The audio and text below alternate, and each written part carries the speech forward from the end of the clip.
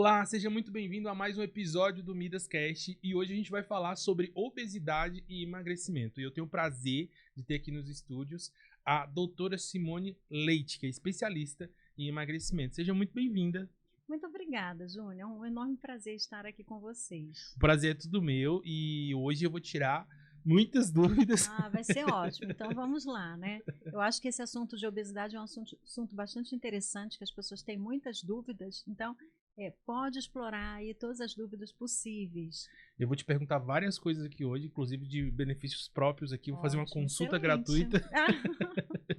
E, Excelente. lógico, a gente vai tratar um pouquinho sobre obesidade primeiro, logo depois sobre emagrecimento, tudo bem? Tudo bem. E eu vou aproveitar, já adiantando, botei algumas perguntas aqui no chat GPT pra gente poder ver se a inteligência artificial tirou boas perguntas aqui. Gente, viva a modernidade, né? É isso. Isso aí, muito bem. Isso. Então vamos Então lá. vamos lá, primeiro quesito. Eu sou um cara que nunca fui gordo. Minha infância, adolescência, até a fase adulta eu não era gordo. Em um determinado momento da minha vida eu comecei a engordar pra caramba.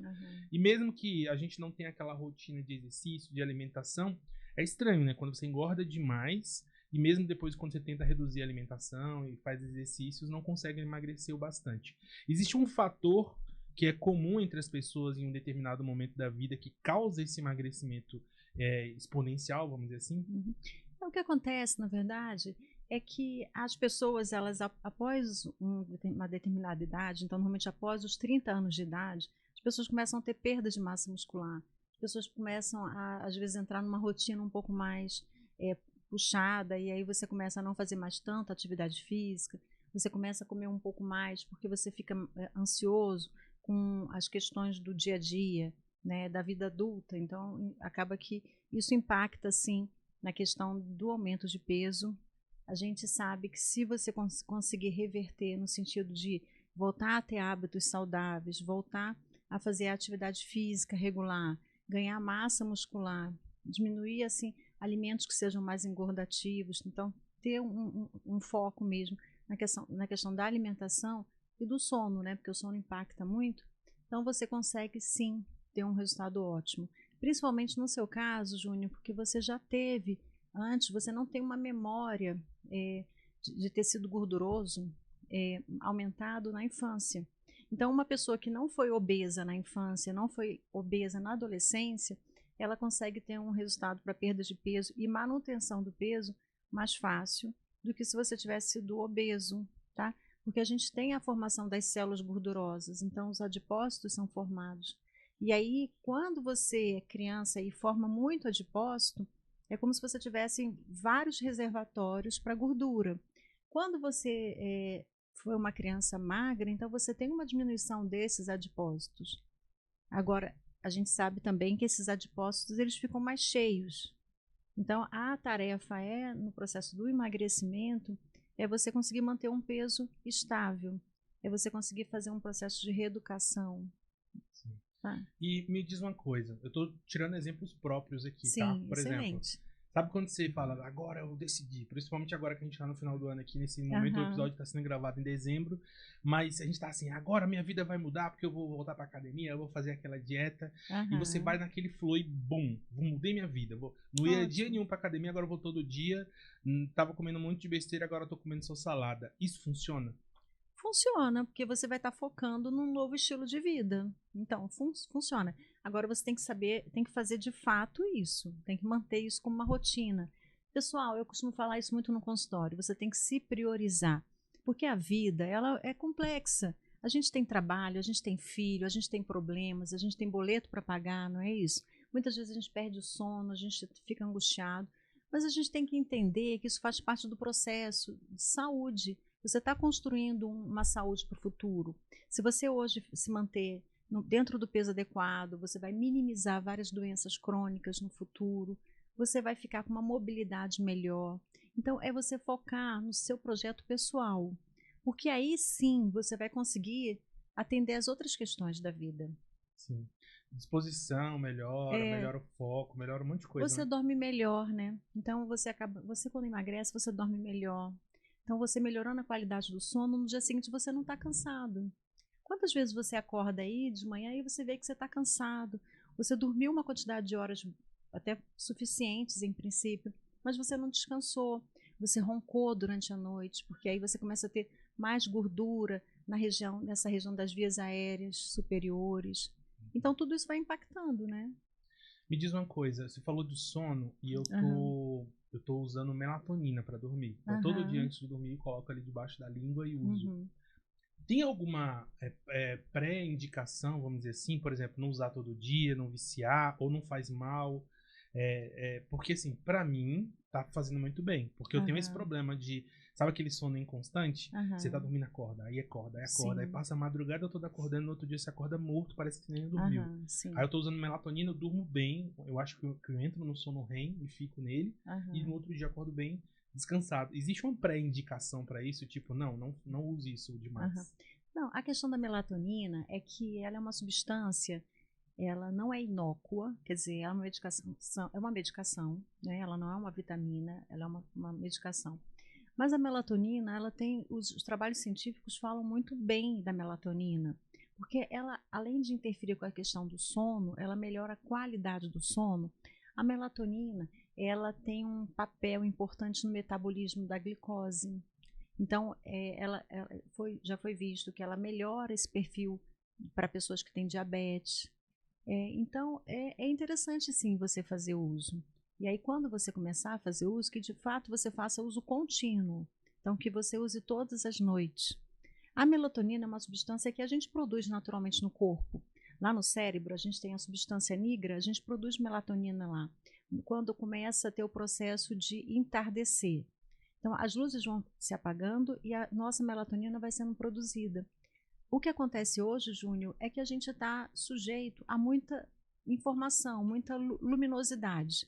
A gente está o tempo todo com o celular, a gente leva o celular para a cama, a gente fica exposto à televisão, à tela do computador. Então, tudo isso interfere com a nossa produção natural. Então, o ideal é que a gente faça sempre uma higiene do sono. Mas a melatonina ela tem um papel muito importante, é uma medicação bastante utilizada. Tem pessoas que não têm resultado bom, tem pessoas que tomam melatonina e não percebem diferença. Como que é essa higiene do sono? Existe uma técnica para isso? Existe uma indicação para fazer uma higienização do sono e dormir melhor? Então, a questão da higiene do sono, sabendo que a melatonina natural ela é produzida ao entardecer com o processo do escurecimento, então é você não se expor tanto à tela do computador, à tela do celular, é você tentar apagar um pouco as luzes da casa, é você tentar diminuir um pouco os ruídos da casa, do ambiente. Então é como se você começasse a preparar seu organismo para um processo de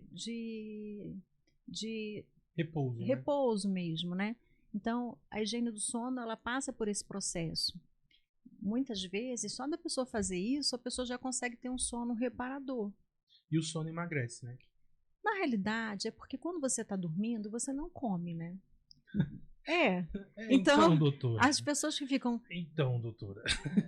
Só que você precisa ter um sono de qualidade.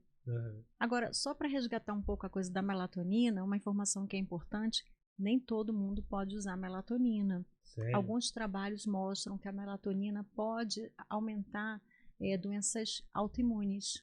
Caraca. Na realidade, é assim, ela não vai fazer você ter doença autoimune, mas ela pode, se você tiver uma doença autoimune, você pode agudizar, você pode potencializar, né?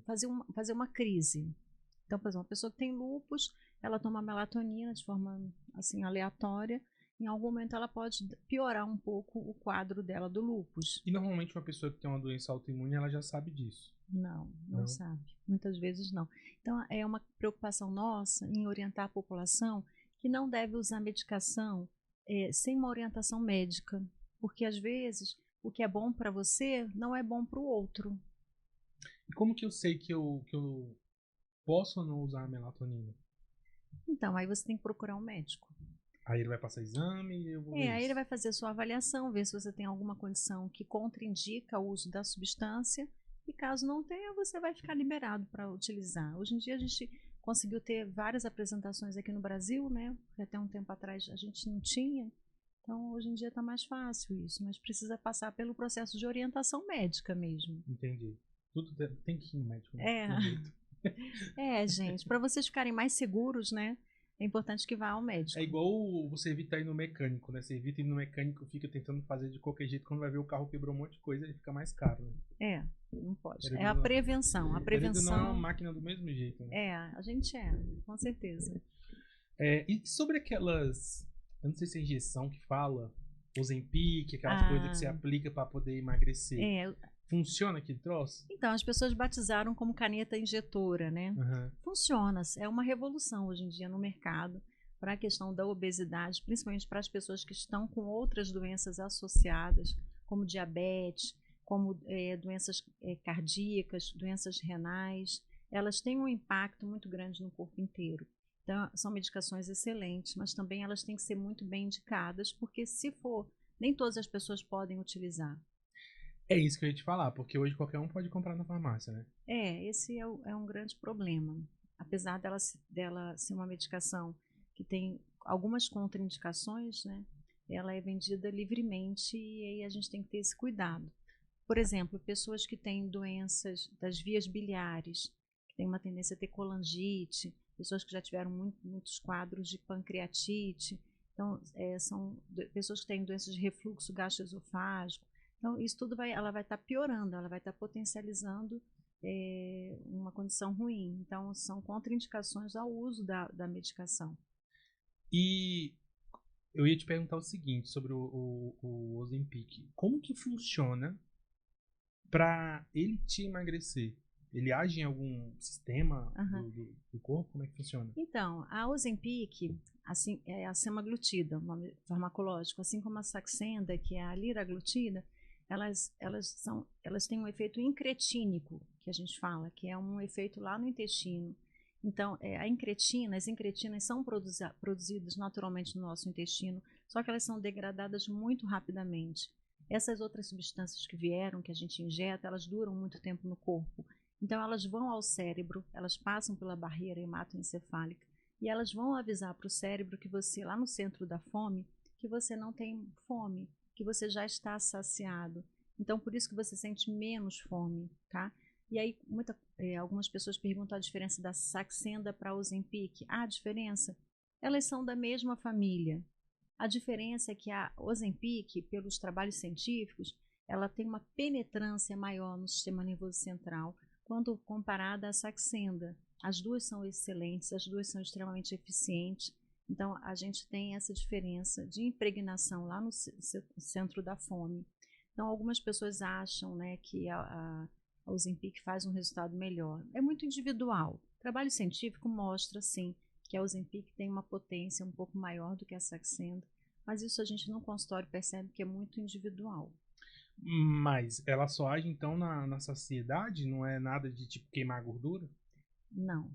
Não, isso aí, gente, milagre não existe, né? Droga. Na realidade, Júnior, o que acontece é que ela retarda o esvaziamento gástrico.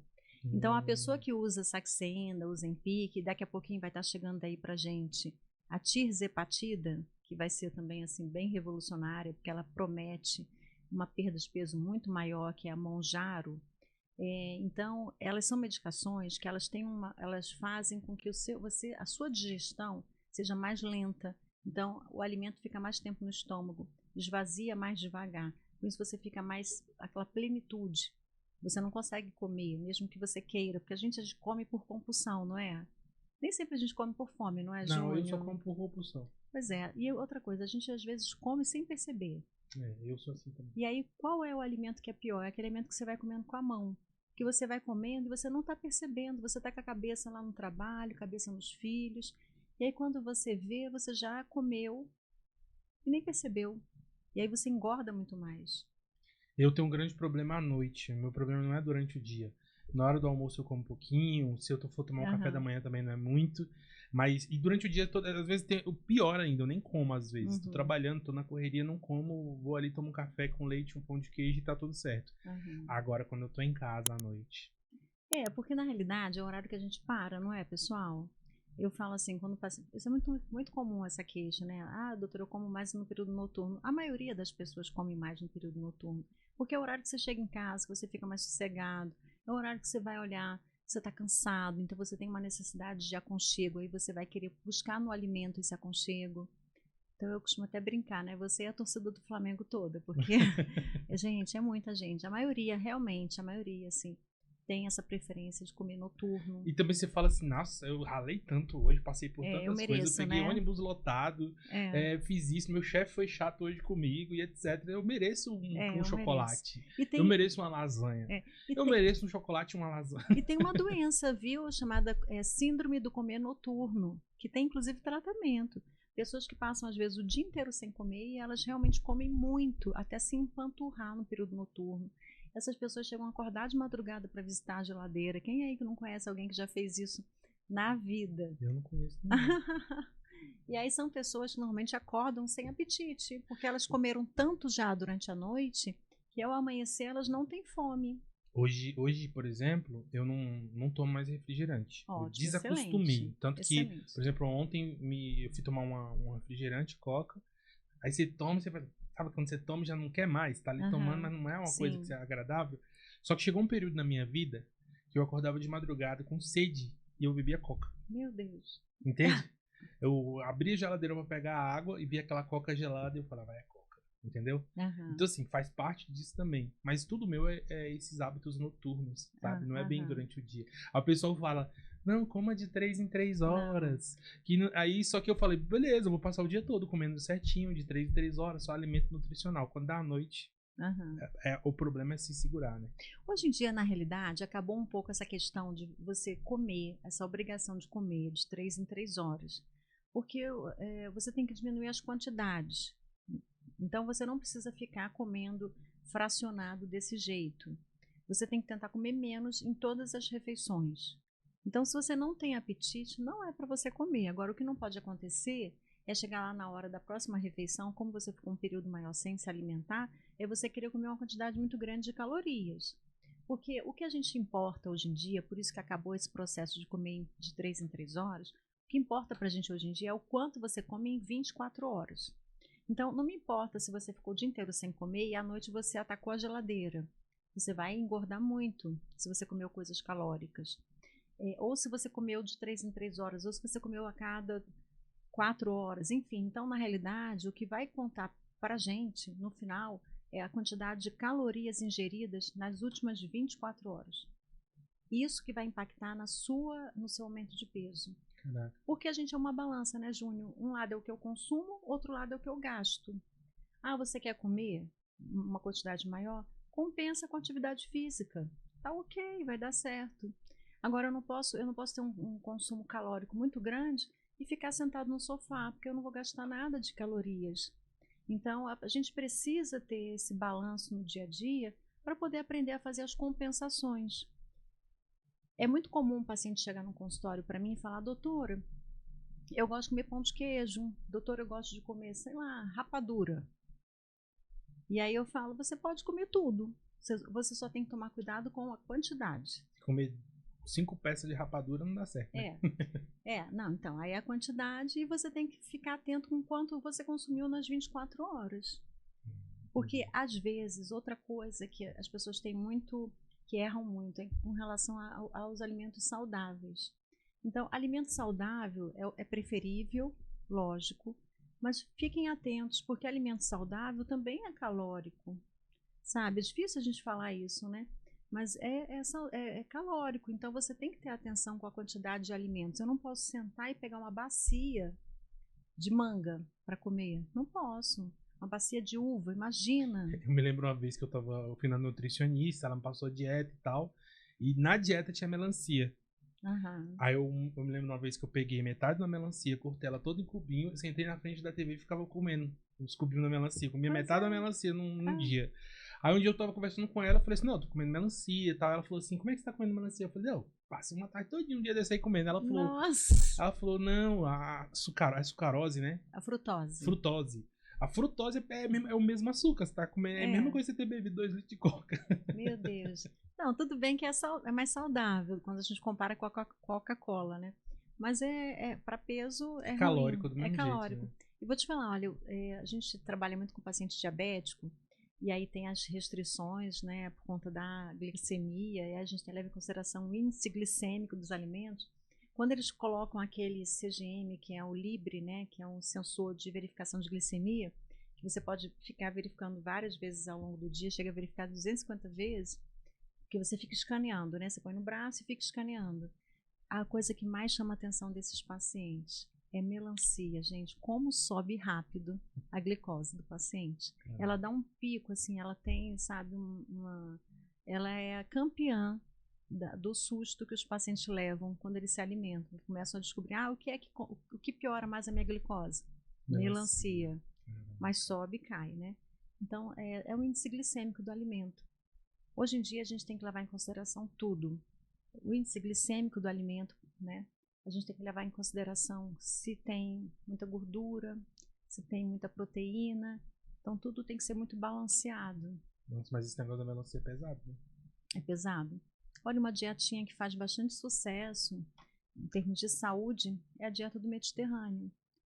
A gente vê muito pessoal fazendo aí desesperado que quer emagrecer rápido, faz aquela low carb. A low carb é boa para usar durante um período curto. Não pode usar por muito tempo. Então, essas dietas muito restritivas, elas são difíceis de você fazer, dar continuidade.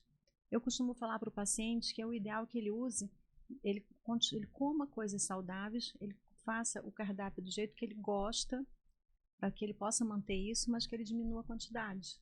Que ele fique atento para, por exemplo, tirar a Coca-Cola. Coca-Cola não é saudável, refrigerante não é saudável, né? Açúcar livre não é saudável. Ou você pode comer, mas comer uma fatia menor de bolo, come coisas menores, né? E como que é a dieta do Mediterrâneo? Então, a dieta do Mediterrâneo, ela vai dar mais foco em peixes, em azeite, em grãos. Então, é uma dieta que não é difícil de ser feita. É uma dieta até que é uma dieta saudável, mas ela tem um olhar muito grande para essa questão dos grãos. Para você colocar mais coisas que tenham fibras na alimentação. Então, isso vai trazer benefício a longo prazo, tanto para agora, né? Para o processo de emagrecimento, ele tem que ficar atento só porque a depender pode ser um pouco mais calórico, mas você vai ter benefício para a saúde. Você podia criar um conteúdo lá no seu Instagram sobre essa dieta, né? Podia falar.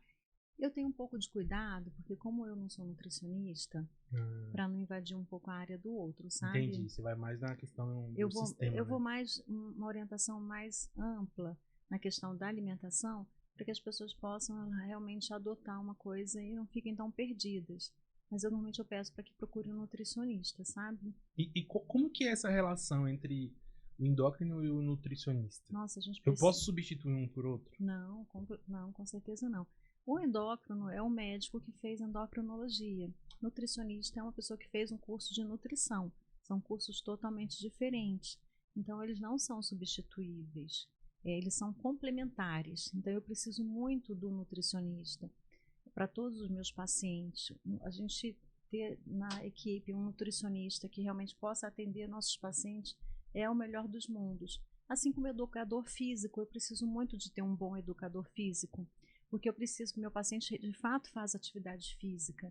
Eu preciso de um psicólogo. Então, na realidade, a gente quando trabalha, a gente trabalha com uma equipe. Tá, e quando a gente é pobre e não pode pagar? Como é que faz?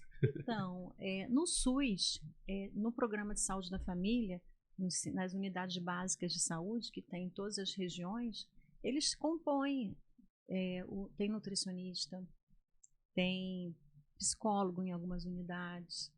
Não, e o importante é o seguinte, por exemplo, você vai fazer uma inscrição no SUS do endócrino, do nutricionista, e na fila mesmo tu já emagrece, né? Porque tu fica ali dias e dias. Isso aí é triste, é difícil, né? Tô rindo, mas não é pra rir não, pessoal. Não, gente, é triste, realmente, isso acontece. Mas funciona, assim, eu acho que vale a pena de toda forma, sabe? Sim, tem que dar um jeito, né? Igual você tinha me falado, você tava conversando comigo antes, eu tava falando que eu tava indo muito na academia fazer esteira. Aí você me falou, não, faz caminhada na rua e na academia vai fazer musculação mesmo. Né? Quando a pessoa não tem tempo, porque às vezes a pessoa não tem tempo de frequentar a academia todos os dias, né? Então, o ideal é que você faça, dê preferência para aquilo que vai te trazer mais benefício para emagrecimento, já que o foco é emagrecimento. Então, vá para a academia nos horários que você tem disponíveis para isso e vá fazer musculação. Uma musculação bem feita. Quando você faz musculação, você tem uma ativação do músculo e você tem um processo de aumento de queima calórica. E você continua queimando caloria durante 48 horas. Então, imagina, você fez uma atividade física ontem e aqui você está hoje aqui queimando as calorias de ontem. Um treino bem feito, não precisa ser muito tempo, é um treino que vai otimizar a sua perda de peso. E quando eu falo em relação a fazer atividade aeróbica na rua, numa caminhada, é para poder trazer bem-estar. Porque um exercício, quando a pessoa está acima do peso, ela não deve fazer corrida, ela não deve fazer exercícios que tenham impacto, porque isso vai causar um dano nas articulações. E quando você faz uma caminhada ao ar livre, você está vendo passarinho, você está conversando assim com alguém, ou sozinho, enfim. Mas vai ser uma coisa mais lúdica. Você não vai estar presa num ambiente fechado, porque às vezes você passa o tempo todo dentro do escritório, dentro do consultório, ou dentro, enfim, do seu trabalho. Então, essa atividade física ao ar livre, ela vai tirar mais a sua ansiedade. Então, por isso, normalmente eu falo assim, né? Mas se a pessoa tiver condição de ir para a academia diariamente, dividir o treino entre atividade aeróbica e atividade anaeróbica, que é a musculação, ótimo também. Vai muito, gente, dá preferência. Tem que se adaptar ao que você gosta, né? Você tem que fazer o que você gosta para que você, de fato, consiga fazer. Quando a gente não faz o que a gente se sente meio obrigado, a coisa não funciona direito, né? Isso. Agora eu vou entrar em outro assunto aqui. Deixa eu até beber água aqui que é um assunto do meu interesse, que eu vi recentemente, isso me consultando inclusive com você, sobre testosterona. Uhum. Eu vou pedir só que você vira um pouquinho mais pra cá, pra você não ficar muito de lado na câmera. Vira pra lá. Câmera. Isso aí. Uhum. Testosterona, né? E a importância disso. Eu vou te explicar por quê. Fui um outro médico endócrino e ele falou assim, que eu contei com ele que eu passei por um episódio de depressão, tive muita ansiedade, e ele falou, será que foi depressão? Será que foi ansiedade mesmo? Ou foi teus hormônios que estavam desregulados e você não viu? Uhum. E aí, recentemente, a gente viu que a testosterona está bem, bem baixa. Como que é o impacto da testosterona? Eu vou falar no caso no homem, né? Mas o homem e mulher, mas da testosterona baixa no homem. Como é que influencia isso na questão de ficar mais gordo e aumento de peso? Na realidade, o que acontece? A testosterona, a gente tem percebido aí um uso muito indiscriminado, né? Então a gente tem que ter um pouco de cuidado com relação a isso. A gente precisa fazer a reposição em pessoas que de fato tenham uma deficiência, tá? Então, quando você tem uma deficiência comprovada em exame de laboratório, repetido para poder ver se de fato é isso mesmo, e você faz essa reposição, traz muito benefício para a pessoa. Melhora a ansiedade, vai melhorar a disposição, vai melhorar o ganho de massa muscular, vai ajudar, foco, né? Melhora o foco, diminui a ansiedade, né? Então faz você ficar com uma energia melhor, porque a pessoa que está com baixa de testosterona é uma pessoa que ela está a gente chama de como se fosse uma andropausa. Muitos homens passam por isso. Quando a gente tem a questão da obesidade, a obesidade ela pode causar o que a gente chama de hipogonadismo funcional. O que acontece? O que é o hipogonadismo funcional? É quando eu começo a produzir testosterona, o homem, e essa testosterona ela é sequestrada pelo tecido gorduroso, ele acaba sendo aromatizado em hormônio feminino, que é o estradiol. Então, esse homem que ele está acima do peso, que ele está com obesidade grau 1, grau 2, grau 3, enfim, ele vai ter um sequestro da produção natural dele de testosterona com formação de hormônio feminino. Ele vai ficar mais ansioso, ele vai ficar mais irritado, ele vai ficar com mais celulite, ele vai ficar, às vezes, até com ginecomastia, começa a nascer, a mama fica aumentada, ele vai começar a ter depósitos de gordura em locais que normalmente ele não teria, porque ele começa a ter um hormônio feminino maior. Então, o grande tratamento para essa pessoa, que é bem comum de acontecer isso, né, em pessoas obesas, é perder peso, pessoal, é perder peso mesmo, porque você correr atrás não só da preocupação de fazer a reposição da testosterona, até porque o ideal, o que está causando isso não é a sua falta de produção, é porque o que você produz é aromatizado, então é você perder peso. Uma vez que você perca peso, eu consigo melhorar esse nível da testosterona naturalmente, inclusive. Ah, entendi. Então tem que alinhar também ali a reposição aos exercícios e uma alimentação Uma mais saudável. alimentação mais saudável. Mas lembrando que a alimentação saudável É quantidade, não só qualidade. exatamente. Porque senão impacta na questão do peso. Então, perfeito. Agora eu quero ir para uma outra parte aqui. Eu vou usar a inteligência artificial para te fazer perguntas. Eu botei aqui no chat GPT para gerar aqui algumas principais perguntas sobre obesidade e emagrecimento. Né? E vamos ver o que é que ele gerou. Não olhei, hein? Nossa! Vamos ver se gera alguma coisa legal isso aqui. Isso aí é o top da modernidade, né? Quais são os principais fatores que contribuem para o ganho de peso e a obesidade? É isso. É porque ele falou aqui no meu caso específico. Mas quais são os principais fatores que contribuem para o ganho de peso e obesidade? Então, você tem a genética, que é inegável. A gente sabe que a obesidade também tem um caráter genético muito grande. Então, famílias que são obesas, elas vão ter uma prole obesa. Tem um trabalho que saiu também falando que mães obesas, mulheres obesas, quando gestam o bebê, quando elas estão grávidas, o ideal é que elas emagreçam antes, porque elas passam a flora bacteriana intestinal para esse bebê. E a flora bacteriana intestinal, hoje em dia, ela é muito importante para a formação da obesidade. Então, tanto que existem hoje em dia vários tratamentos focados na flora intestinal para poder reverter isso. Então, a genética ela é muito importante. O hábito, o estilo de vida, o hábito saudável, a prática de atividade física, a dieta adequada. Doutora, eu vou ter que viver em dieta. Não, gente, não é viver em dieta. É você se habituar a comer de uma forma melhor. Você evitar esses excessos que são calóricos, evitar alimentos que não são saudáveis, fast food, refrigerante, né, bebidas açucaradas. O próprio álcool é muito calórico.